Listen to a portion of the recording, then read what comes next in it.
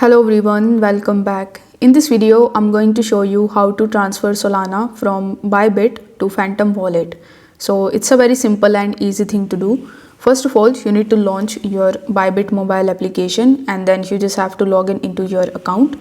Now, if you don't have an account on Bybit, I will put the link of it down in the description for you to sign up on Bybit and get some extra rewards and bonuses. Now, once you are on your Bybit account, you need to make sure that you have Solana in your account in order to transfer it to the Phantom wallet. I'm assuming that you have Solana in your account, but if you don't have one, you need to first of all deposit some USDT in your account, and with that USDT, you need to purchase Sol. Now, I have created detailed video on how you can actually purchase Solana on Bybit, so you can check that video out as well. Now, once you have Solana in your account, you need to tap on the Assets tab in the bottom right hand corner of the screen and then select the withdraw option. Over here, you need to use the search bar in the top and search for Sol.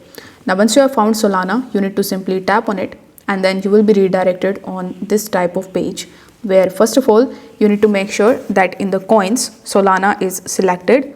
Afterwards, it will ask you to provide the address where you want to basically send your Solana, which in our case is the Phantom wallet.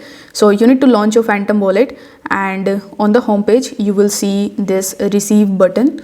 So you need to tap on receive and here in the top you will be able to see Solana. So you need to copy the address right next to the Solana, and once your address is copied successfully, you just have to simply come back to your BitGet account and over here you need to paste the address in this section.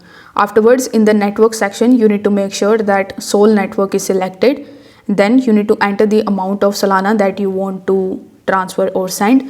Over here, you need to make sure that the minimum withdrawal amount is 0.1. So you just have to enter the minimum deposit amount.